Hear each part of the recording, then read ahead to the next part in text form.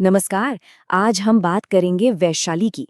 एक ऐसी जमीन की जिसके इतिहास में दो बड़ी कमाल की बातें हैं। एक तरफ ये दुनिया का पहला गणतंत्र थी और दूसरी तरफ यहीं से भारत की आजादी की लड़ाई को भी बहुत बड़ी ताकत मिली। तो सवाल ये उठता है कि क्या ऐसा हो सकता है?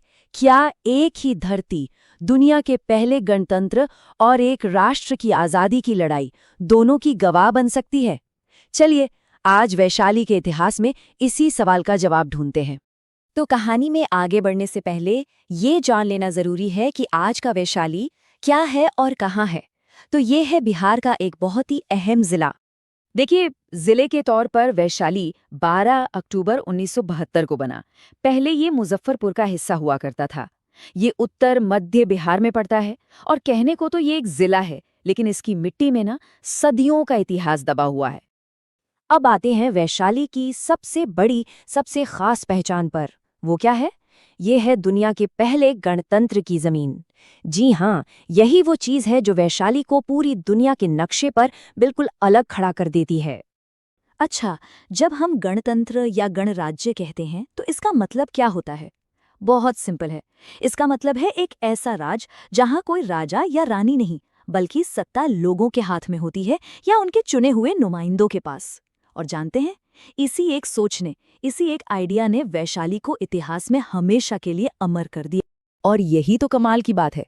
बहुत पुराने जमाने में वैशाली जो है वो लिच्छवी गणराज्य की राजधानी थी और दुनिया भर के इतिहासकार इसे दुनिया का पहला रिपब्लिक, पहला गणतंत्र मानते हैं। जरा सोचकर देखिए, जब पूरी दुनिया में बड़े बड़े राजा महाराजाओं का राज था, तब यहाँ वैशाली में डेमोक्रेसी यानी लोकतंत्र की नींव रखी जा रही थी।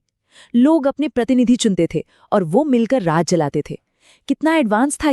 पर रुकिए, वैशाली की कहानी सिर्फ पॉलिटिक्स या शासन व्यवस्था की नहीं है। इसका एक और बहुत गहरा पहलू है, और वो है इसकी आध्यात्मिक और सांस्कृतिक विरासत। अगर आप यहाँ के ऐतिहासिक स्थलों को देखें, जैसे अशोक स्तंभ है, भगवान महावीर की जन्मस्थली है, 52 पोखर मंदिर हैं, तो ये सिर्फ टूरिस्ट स्पॉट नहीं है। नहीं, बिल्कुल नहीं। ये तो एक बहुत ही अमीर इतिहास और आध्यात्म की जीती जागती निशानियां हैं। यहाँ का हर पत्थर, हर स्मारक अपने आप में एक पूरी कहानी सुनाता है। और यहाँ की धार्मिक अहमियत भी देखिए कितनी जबरदस्त है। एक तरफ ये जैन धर्म के 24वें तीर्थंकर भगवान महावीर की जन्मस्थली है, तो वहीं दूसरी तरफ यहाँ मौजूद सम्राट अशोक का स्तंभ इस बात का सबूत है कि ये बौद्ध धर्म का भी कितना बड़ा और जरूरी सेंटर था। मतलब दो महान धर्मों की जड़ें यहाँ कितनी गहरी हैं। चलिए अब इतिहास में थोड़ा आगे चलते हैं और ये देखना बहुत दिलचस्प है कि कैसे वो जो हजारों साल पुरानी स्वशासन की भावना थी ना, वही भावना आधुनिक भारत में अंग्रेजों के खिलाफ आज़ादी की लड़ाई की एक ज्वाला बन गई। जब भारत की आज़ादी की लड़ाई का बिगुल बजा, तो वैशाली के लोग पीछे नहीं रहे। उन्होंने बढ़ चढ़कर हिस्सा लिया। चाहे वो 1917 का चंपारण असत्याग्रह हो, 1930 का सविनय अवज्ञा आंदोलन या फिर 1942 का भारत छोड़ो आंदोलन, हर बड़े मूवमेंट में यहाँ के लोगों का योगदान बहुत बड़ा रहा। और इस पूरे संघर्ष को जमीन पर लीड किया वैशाली के अपने हीरोज ने। शहीद जगदेव प्रसाद, रामवृक्ष बेनीपुरी जैसे महान लेखक जिन्होंने अपनी कलम से क्रांति की आग जलाई, और यदुनंदन शर्मा जैसे किसान नेता। इन जैसे न जाने कितने ही सेनानियों या अपने आंदोलन और अपने बलिदान से इस लड़ाई को ताकत दी। तो वैशाली का ये जो प्राचीन और आधुनिक इतिहास है, जब हम इन दोनों को एक साथ देखते हैं तो इससे हमें क्या पता चलता है? इसकी विरासत असल में है क्या?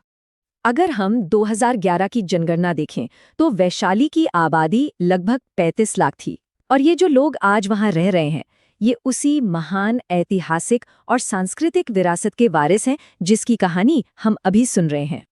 तो कुल मिलाकर बात यह है कि वैशाली का इतिहास कोई दो अलग अलग कहानियां नहीं है, ये एक ही कहानी है। और वो कहानी है आज़ादी की खोज की, स्वतंत्रता की तलाश की, चाहे वो हजारों साल पहले गणतंत्र के आदर्शों में दिखी हो या फिर ब्रिटिश राज के खिलाफ बगावत में। और आखिर में एक सवाल के साथ इसे खत्म करना चाहूंगा। वैशाली का इतिहास हमें एक बहुत बड़ी बात सिखाता है कि आज़ादी का जो आइडिया है, जो विचार है, वो कभी मरता नहीं है। तो सवाल ये है कि आज के दौर में हमारे लिए इस सबक का क्या मतलब है? इस पर सोचिएगा जरूर।